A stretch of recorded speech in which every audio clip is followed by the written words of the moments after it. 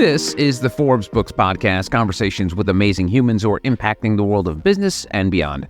Hola, I'm Joe Pardavila. And have you ever looked at something and said, I could make that better?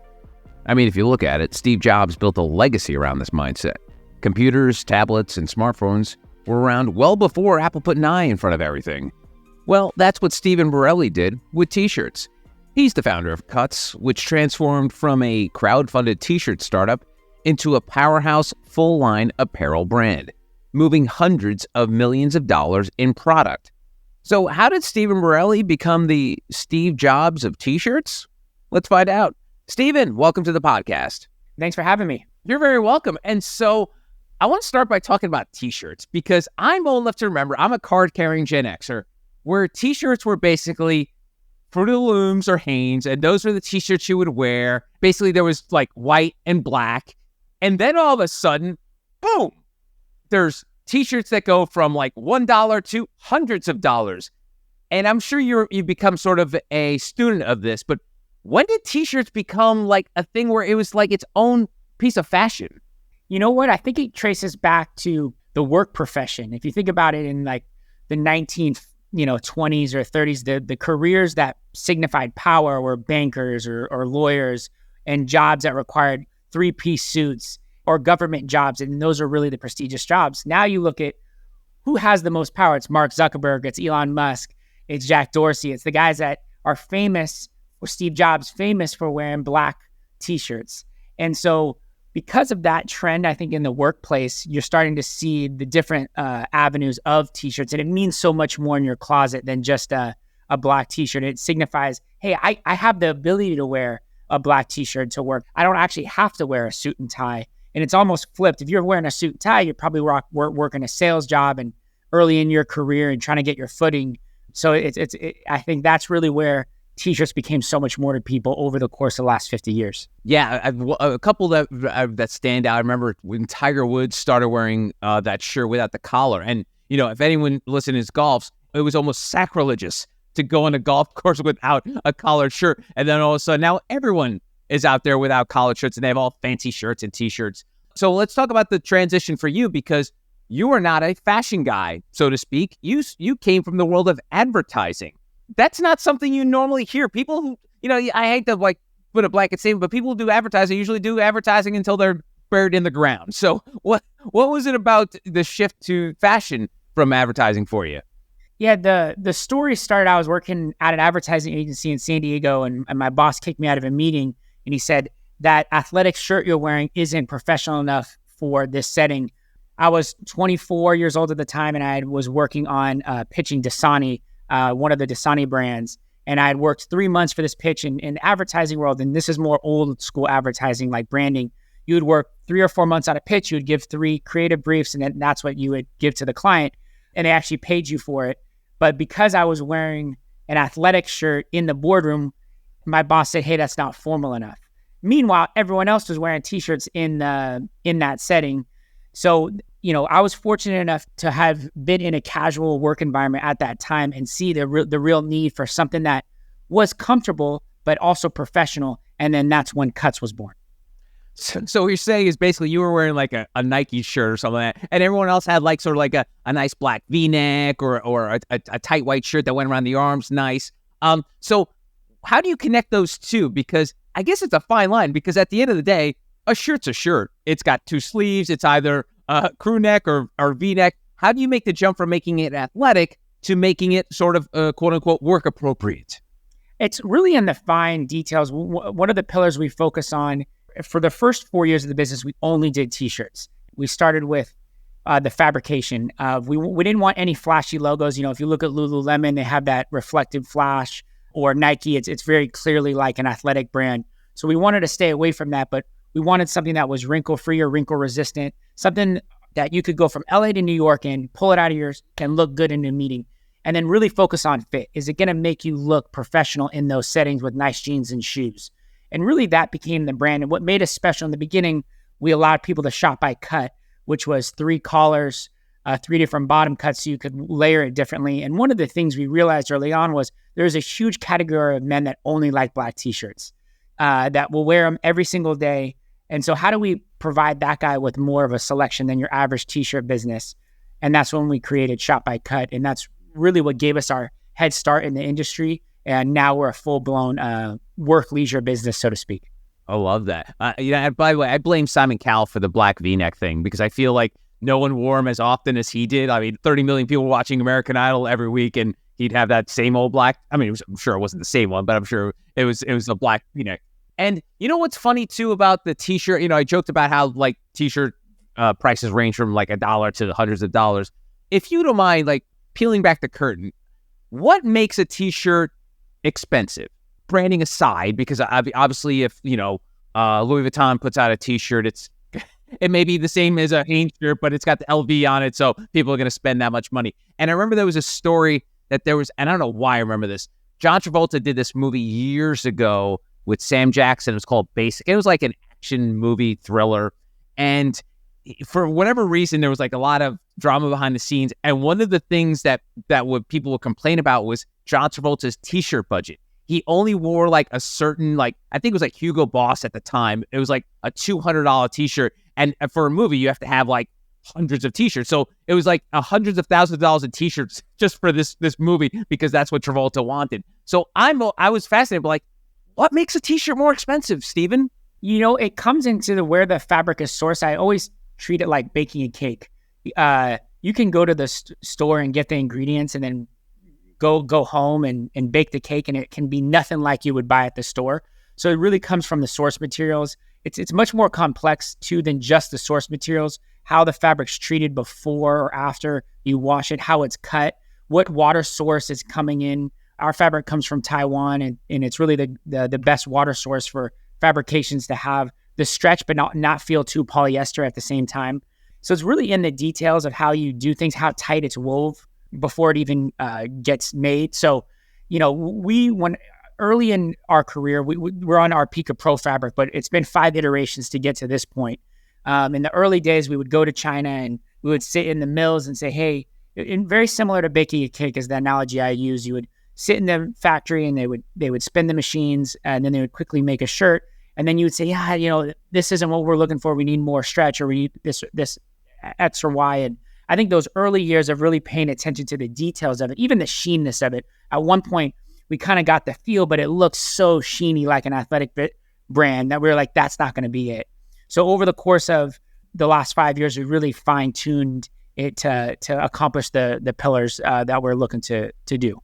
Awesome. And you're a direct-to-consumer brand, correct? Do you have any box or retail? We do. We launched our first one in West Village in September of this year. Okay, cool. So the beginning of the company is D2C, and I'm always fascinated by it. So let's get a little business nerdy here, because when you have a product that's retail, you basically have to come up with, I guess, some proof of concept, some samples, and then you go to the particular stores, and you have these buyers who look at it and are like, okay, cool, we'll buy X amount of these. So then you know, as a company, okay, we need to make this many shirts. But in the D2C world, how does that work? Because how do you know how much you need when you start? How do you build that business? And then I guess you basically pour in all your money before you even sell a shirt. To me, that's, I joke on this podcast, I can never be an entrepreneur because I would like my brain would melt from all that. So tell me about the genesis of the D2C model and how you were able to sort of fund the company before you were going to sell a shirt. Yeah, in the early days, we launched on Kickstarter like a lot of businesses did in the late 2015, so to speak. We did 40,000, but I quickly realized we needed like 200 for our first PO. So I was living at home at the time, and I financed it that way through 0 APR credit cards for 12 months. Not super proud of that, and I never give anyone that advice because it can go south really. And most of the time will go south because you don't know what you're doing when you're starting a business. Did that, and we were lucky enough to be profitable on our first order. So we used that, call it $200K that we saved, and we're able to turn that into $500-600K, and then that funded the business. And to this point, we haven't raised money. The year we went from 8 to like 22 million sales or 25 million in sales, that was probably the hardest year from a cash flow perspective because we were growing so fast. But what we had to use our inabilities of our cash constraints to fuel kind of innovation in a way. So we just really relied on our factories to say, hey, we got to pay you in 90 days. That's the only way it's going to work. But look at the orders that we've done. There is an element of like, I hate using this term, but fake it till you make it. I had to go into our factories in China, see them face to face, and really sell them that you were talking to the Michael Jordan of t-shirts, but he just wasn't Michael Jordan yet. I even used that line one time, and I said, hey, it sounds funny because we do so many more than this now, but I was like, hey, we can do 10,000 shirts a month, but the orders were only 2,000. And I was like, give us a few months and we'll get there. And sure enough, we got there. And now, we've done hundreds of thousands in a month over a short period of time. So I think there is an element of like, when you start business, you gotta convince the person that it's worth their time. And so I would go in and just really show them my passion. Like, hey, I don't have a lot of experience, but we're up to something special and we want you to be a part of that. And that type of trust that we built over the years and vulnerability with trust and excitement, I think can go a long way. That's really cool. It's so funny you mentioned Kickstarter, because I'm sure probably like Gen Z kids don't even know what Kickstarter is. Wow. It's like, they're like, what? What do you mean? People like gave money to people to start companies. And as you know, Steven, the internet is littered with failed Kickstarter ventures. Companies that maybe were viral at the time, made a lot of money, and then all of a sudden they just disappeared. What's a differentiator for you and Cuts as to why you were not one of those forgotten Kickstarter brands that just like were hot for 2 seconds and disappeared? Why do you think you were able to transition from sort of like a scrappy internet company to becoming a full-fledged direct-to-consumer brand and now with a brick and mortar? I think we had a good market position in the market from the start. A lot of businesses can kind of hop on a trend that comes and goes. What got me most excited, I'll tell this story. My dad sells produce, the apples. And one thing he always said is, hey, apples is a very hard business to get into, because when you're selling to clients, an apple's an apple. There's not a huge point of differentiating. But when you do get a customer, there's really no reason to ever leave. And he's had certain clients for 30 years, and he's in the food service business, and he services jails, schools, and all of that. And there's a lot of similarities to selling a black t-shirt, which is still our number one SKUs. Even though there is a lot of points of differentiation, once someone likes you, there's a high repeat for them to stay with you 4, 5, 6 years, and not only order one a year. They can order. There's a real reason to order 5, 6, 7 if that's kind of what you wear on a daily basis. So the business model was sound, and the market positioning was sound for the workspace. One of my favorite books talks about blue. It's called Blue Oceans, but there's blue and red oceans. The black t-shirt is a red ocean if you're just selling a normal black t-shirt. But what we did is we positioned it for the workforce. So it became a blue ocean. So it's sometimes just in the way you set the brand positioning up that can lead to you for, in the consumer's eyes, oh, wow, this is different. And that's what allowed us for success. I think too often people, when they launch businesses, don't think of that brand positioning in the marketplace. And what are you solving for the customer that's really different? You might have an influencer that posts on you and boom, boom, bada bing, and you could go viral. That's not a business model. That's just like a flash in the pan. And I think you saw that a lot in 2020 when everyone was home, and our growth was crazy during 2020. But I always told the team it almost, because there are so many people growing, it almost diminished what we were doing. And now that we've continued to grow past it, I think it shows that there's staying power. And, we want to be around for decades to come, not just 1 decade, but 2 decades and many more because of the idea from the get-go is we're not an athletic brand, and we've never tried to be. A lot of our competitors, they all of a sudden will come out with gym clothes or stuff like that. And I'm like, I love when I see that, because instantly they're in that red ocean. And that's not something that we want to compete in. That's cool. Well, that's all great, like MBA, personal development stuff. But Steven, I'm a simple guy. And at the end of the day, you got to have a good product. So you obviously have a good product. Did you know you did? You took me behind the scenes, going to China, mixing the chemicals and all the stuff that goes in. But did you know, because, we started this conversation by talking about a shirt's a shirt. When did you realize that your shirt is a cut above? Oh, God, that's a terrible pun. But when did you realize that your shirt was better than the rest? I think it started just because I personally wanted to wear it more than any other shirt I could find. And that's where the idea started. And then I would give it to friends, and then they would want to wear it. In the early days, that's kind of what got us our virality, was we just made a product that we really wanted, that we gave it to one friend, and then that one friend gave it to another person. And that word of mouth allowed us to be profitable in the early days. So that was probably the first signs of it.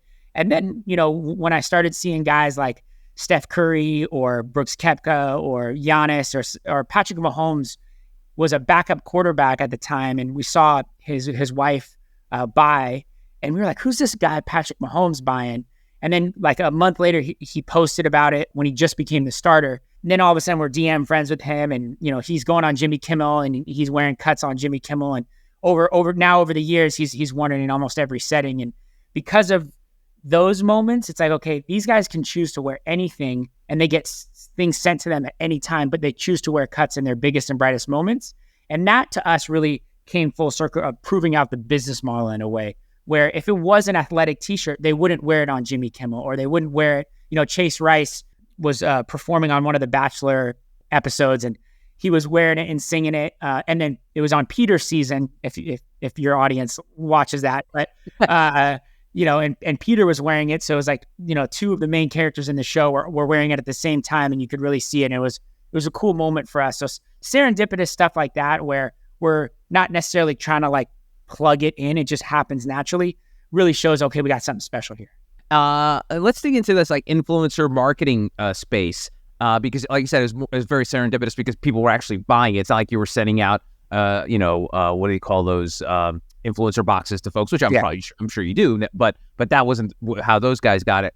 A lot of people feel like, okay, I'm going to get into influencer marketing, get into a relationship with someone who's got X million followers. And then you'll see maybe a pop because people all of a sudden be like, oh, cool, I'll click on it and go. But that doesn't stay forever. So how do you ride that? And I'll borrow your water analogy. How do you ride that wave? Because sometimes when an influencer does a program with you guys, you'll get a pop and then a dip and a pop and a dip. So how do you thread that needle of using influencers and using celebrities that you see these kind of like pops every once in a while? Like because you can't sustain that, obviously, right? Yeah. I think now the especially the U.S. consumer is like not impressed by celebrities endorsing. If anything, it's kind of a turnoff because it's like, okay, this guy was clearly paid to be like, buy my shirt. So we've actually never really done any formal partnerships. It's people that we see buying our product or that reach out to us that we give it to. And we actually never, one of the things that we've never done, we never ask for posts. We say, hey, if they like it and we make a good product and they want again, sure, I think they'll probably post about it. But if we have to pay them to post, it's probably not someone that really likes the product anyways. So we've really stayed away, and it's so overpriced now in most cases. So we try to go away from that. But I think the brands that relied on that aren't around anymore, or the celebrities just developed their own brand, which you're seeing a lot. And a lot of like Skims is a great example of a lot of success she has. So my general take is most celebrities don't move the needle. There's a few like Kim that really move the needle. The rest, you have to be really careful with who you spend your money on, because selling a t-shirt is much different than selling like makeup for women or something else. Like you really have to be an expert influencer. Like I keep using Kim for Skims, but shapewear. I mean, she's the perfect person to be an ambassador for shapewear, even if she didn't create one on her own. She's an expert in that. So it makes a lot of sense for her to do well with that business. If we were to pay, a given athlete, is he an expert in that fashion? Consumers are really smart now. So it's a lot more thoughtful to make it work now. Awesome. Well, we're in the middle of the holiday shopping season. And I was talking to a friend about this, and it drives me crazy that, we hear about all these Black Friday deals, Cyber Monday deals. And sometimes me as a skeptic will be like, man, these prices have to be super inflated for them to be offering something that was normally $100 is now $50. I'm like, wait, aren't these companies taking a bath every 12 months with this? So tell me about how retail works in general with these markdowns around the holidays. So, because I'm sure you guys offered some deals as well, but how do you guys in general do that? Because to me, again, I would be a terrible entrepreneur. I'm like, wait a minute, you're selling something for a set price and then all of a sudden November rolls around and then it's half off. Like, how does a company work like that? So maybe there's a dirty little secret about that, but can you explain how that all works? Yeah, so I think why last year and this year that you saw even I saw some brands doing 70, 80% off. I think it was coming out of COVID, and I give a lot of grace to brands because you saw crazy demand, and then it kind of fell off for a lot of businesses because it was a very, very once in a generation, once in 100-year consumer behavior cycle where everyone's sitting at home and ordering. So then coming out of that, a lot of brands over ordered. So then they had to just discount because they needed to get their COG dollars back. But now I think in 23, we're about out of that. And I think why you saw so much discounting, is the U.S. consumer really, like we see it now, is they'll wait for that moment. And then it's called units per transaction, UPT, that they'll discount, but brands, it can be worth it to them because instead of like 1 or 2 units, customers like for us will buy 5, 6, 7, 8. So the discount actually, allows them to have the order more items, and it's kind of a mutual beneficial discounting because customers will buy more units, but they'll get them at a discounted rate. Almost think like it's like the Costco method in one day on hyper frenzy because everyone's doing it, and it creates almost FOMO. Like I bought one of those frame TVs for my wife and I's bedroom. She didn't want a TV in the bedroom, but she's like, "Oh, what about these framed ones that look nice?" I got the FOMO. I bought one. So I think a lot of people feel like they can get their best deal of the year, even if brands do shady stuff like raising prices right before to discount. So I think a lot of that does happen. That's probably the dirty little secret that, you'll see October 1 prices start to go up. And then they see the 70% discount, but in reality, it's like a 30. We don't do that. We do mainly 30% off site-wide, a few styles, at big discounts, but we only do two sales a year. It's our anniversary sale on Black Friday and Cyber Monday, and then we're full price the rest of the year. So I think it works for brands that honor kind of like that time code. Brands that are always on sale then do these crazy discounts. I think it's becoming less and less effective as the years go on. Cool. Well, thank you for that lesson. I appreciate that. You can't talk about e-com without talking about Amazon. And I've spoken to several D2C entrepreneurs over the last few years. And the one thing they've always said when it comes to getting involved with Amazon is like, you just lose complete connection with your consumer. Like you don't have any data. You don't know anything about it. You don't know where they're buying it, what they're buying. You just, at the end of the day, you'll get an order from Amazon and you ship it out. Tell me about that in terms of like, did you ever float the idea of going through Amazon? Did you ever go through Amazon? And talk about the importance of having that direct to consumer relationship. We've always stayed away from being too heavy on Amazon. We've used it at times as like a third-party liquidation channel in a way where it can move volume for SKUs that, haven't got sunlight or have fallen out of favor. But, 95% of our business is on our .com. And I think when, like for us, you learn so much about where the customer has the customer journey. What did they come through an email? What email did they come through? Was it a black t-shirt? Was it an outerwear piece? Was it a hat? What region? What is their AOV? When you go to these third parties, it can be a tremendous point of discovery. So there's a lot of good that comes out of Amazon, but you lose that touch with the consumer. And, it depends on the type of brand you have. If you don't have a strong brand, you could go on Amazon and quickly just get eaten up by, a lower price or a bigger brand or even Amazon themselves. So I think it can work just depending on the brand that you have. But I would say the point of discovery of like the advertising and how many people are on Amazon is becoming harder and harder to not do it because it's such a behemoth. And so I think there was a point in my life, I would say we'll never be heavy on Amazon. As the years go on for fashion, you're even seeing like luxury brands on there now. But for us, I think it'll always be a limited product selection. It will never be like our full store because we want to maintain that relationship with the customer. No, it's a great point because I think what people fail to realize with Amazon, even though folks may not purchase on Amazon, it has become folks' default search engine. Steven, you may do this too. I'll be walking in a brick and mortar and I'll see a price. So I'm like, I wonder how much that is on Amazon. And then you search it and you're like, oh, okay, maybe it's probably $1 less or $1 more or whatever. And it's just become, it's Google and Amazon and I guess throw YouTube in there as well as the things that we go to find information about stuff. So it's smart to do that. And you mentioned something earlier about user habits, and it's fascinating. Right now, Disney is going through a bit of tumult because during the pandemic, they put a lot of their like premiere content straight to Disney Plus, like Pixar movies that would generally make nearly $1 billion. They were just dumping it into Disney Plus to help grow subscriber numbers because at the time, Wall Street was all about subscriber numbers. Now they've kind of changed their tune a little bit. Now, like, no, we kind of really care more about profits. But what happened in that was it changed the habits of their consumers. Now, all of a sudden, when a Disney or a Pixar animated movie comes out, people are like, I'll just wait 2 months till it comes out on Disney Plus. And then all of a sudden, you're seeing these films not making anywhere near as much as they did.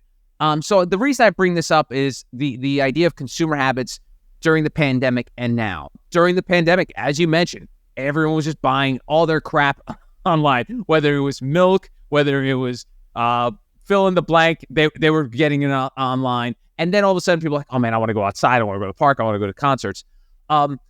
Did you see any changes in terms of the volatility from, how things were pre-pandemic to after pandemic? Can you explain how that kind of roller coaster has been for the company over the last, say, 3 years? Yeah, we were talking about it in why we've liked 23 is 2020 was the pandemic. We went from thinking we're going to be out of business to being out of stock. Then 21, if you guys remember, there was a shipping logistic crisis where there was so much inflation and demand going on that we had I shipped a full 747 plane of T-shirts from China via air because we were stuck in the port for 2 months with no clue when our stuff was going to get. Wow. So, I was at the ports myself, like trying to figure stuff out. I mean, we had one big crisis after another. So this year it's like, okay, we feel like we're back in a normal flow. I would say the comfy styles, like went nuts, like our like comfy joggers and things like that. We didn't see a huge our men's T-shirts have kind of been like steady going up and to the right, never a crazy bump. I did say polos became bigger because I think a lot of people, with lockdowns, golf was one of the few activities you could do. We saw a spike in that and somewhat of a lull kind of this year, but for the most part, our core business has kind of stayed steady. But definitely those comfy styles has been one consumer thing we've seen that has kind of dipped a little bit this year. But maybe the biggest that we're trying to get out of is just like the discounting market amongst our competitors has gone. It seems like that phase of this year where discounting periods are working like extremely well, but non-discount periods, like consumers, like to your point with the Pixar example, they'll wait if instead of buying in October, they'll buy in November, December. And so I think you saw some of the bigger brands, they didn't do discounts this year, and they're really trying to kind of work that out of their system. And, we tried to discount, we didn't run any sales in Q1 and Q2, really short one in August, and we're doing another short one this year. So, we want people to buy our products because they love them, not just because it's on discount, with still honoring that special time for them to stock up. I wonder if that's something that entrepreneurs like you have to think about, where the other people in your sphere are going to have a negative effect on you, because like the Pixar example of like training people to just wait for it to come on Disney Plus. Will now everyone, because of these deep discounts, be like, and I'm sure this probably makes your skin crawl, but I'll wait till it goes on sale. Like, is that like, and I'm not saying that you're doing it, but like the folks in your sphere are doing it, then all of a sudden they're changing your consumer's mindset. Do you worry about that ever? Yeah, I mean, the macro e-com market, and partially why we're going into stores and doing our own stores, is it's a very discount environment. The way the auctions work on the Meta platform, they're going to get more clicks, and then the algorithm's going to push more towards those ads because it's going to be better for the algorithm in the auction online. So that's why brand's going to be so important. We saw by not doing it in March, where a lot of brands do like a closeout sale in March, we saw a little bit of a dip in that year, but we're thinking, okay, now this next year, people know it's not going to be there. Hopefully we can combat it a little bit. But, I think just making great products and really focusing on quality trumps that. If you're discounting all the time, that's going to trickle into how much you can afford on margin. And then margin is going to affect how well the product is. So over time, I think those are things that really do affect product quality. I remember you mentioned the fact of the whole supply chain mess that was going on within the last year and a half. And it's funny too, because I remember during that, like that was everyone's like blanket excuse. Like if your car was in the shop, like, oh yeah, it's going to take 2 months for the fix because of supply. It was like the dog ate my homework excuse. Yeah. But I remember during that time, the conversation came up of, well, why don't these people just make stuff in America? And we all know that obviously when you're doing stuff overseas, it's cheaper. But out of curiosity, without going into the sort of like the financials of your company, like how much more expensive would it be? And we can be talking imaginary monopoly. Yeah. How much more expensive would it be to make something in the United States, whether it's a t-shirt, pants, hat, or whatever? Like, how big a margin is that? I think it's about 30 to 40% more, but it's also the infrastructure that the US would need to build. So the machine, it's funny. People are like, oh, your stuff's made in China or Vietnam or Peru. I'm like, guys, you could lick off our factories, put your hand on the ground it's that clean. It's machinery that has the least amount of human hands as possible versus if you went downtown LA, it's like factory stuff from the 1950s. It's just not efficient and quality is actually not as good. So it's the ecosystem of manufacturing we would need to build is the first issue, from the fabric mills to the supply lanes of shipping stuff back and forth. All of that would need a rebuild here. And then also too, like this kind of the elephant in the room, and I'm not saying what I'm for or against, but it does cause the cost to go significantly higher, is minimum wage. So when you add a floor of a minimum wage that's high, and again, I want people to make as much money as possible, but it's just a fact when you can't compete with that. And you look at other nations that it's really where economies are able to build up. And so I think it's easy to look at a minimum wage and say that person deserves to make more. But if you compare it to other countries and, what China did well in the 90s and 2000s was they took these underdeveloped areas, put manufacturing jobs that you could afford to live for making a low salary. So if you judge it and say, how could someone make $1 or $2 an hour? Well, to live there, it only costs, I'm kind of using round Fine money, man. Yeah. It actually built those communities. So I don't know. And that's part of the infrastructure of like manufacturing to make it work. Because I think what the government policies have failed to realize is the world's global. So you're really not competing with the U.S. Companies are going to go global, with tariffs and all of that.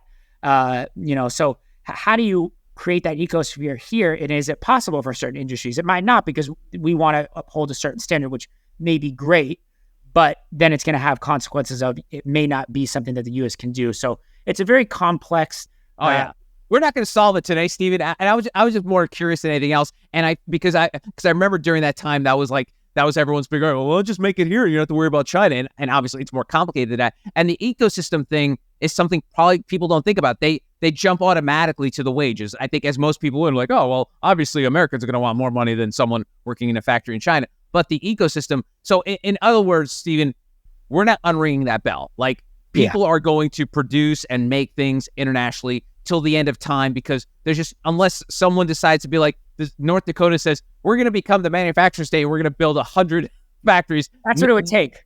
Yeah. Yeah. It would have to be certain legislation and zoning that you would have to do. I think it's possible because I think it does balance economies out and it takes people from poverty into not poverty. And if you look at China, what happened to our manufacturing in the 50s has happened to them, where now all of those jobs are going to Vietnam and Bangladesh and India. So, and now, because if you think about it, over 3 generations, the people that were in the factories, now their kids are in college. And so those kids don't want to do those jobs. And so it really was a good thing because it brought them into the technology workforce. And now it's, even migrating out of there. So over 3 generations, manufacturing can be a really great thing for certain families and kind of lifting people out of poverty. That's awesome. All right. So lastly, what's the old man who's selling apples think of the kid selling shirts? I mean, you started in advertising and you've become an entrepreneur. What's your family think about this track you took that sort of you kind of veered off on your own and then kind of came back to what the family does? Like, what's everybody thinking the Borrelli clan? Yeah. My sister said, Cut sounds like a barbecue company. I don't know about that name. And I always tell her, hey, you were wrong on that one. We've sold a lot of shirts with that name, but my family's been really supportive from day one. I think in the beginning it went from, hey, supportive, but I'm not sure about this, to holy crap, this thing could be huge. And it is become, big. We've sold, over 250 million of cumulative sales and wow. That's growing, and bootstrap, haven't raised any outside money, all with the idea to perfect the perfect work shirt. And we're really owning that market category. We have a lot of work. We're not without hurdles, not without tons of mistakes that we've made. But we're really looking to build a legacy business in the future. And my family's super excited about that. They love it. So I'm really excited to we're 6.5, 7 years in. I can't wait for the next 7. Awesome. His name is Steven Borrelli, founder and CEO of Cut. Steven, congratulations. Thanks again, and have a great new year. Okay. Thanks, Joe. You're welcome. And if you'd like to find out more about Steven's company or get yourself a shirt, go to cutsclothing.com.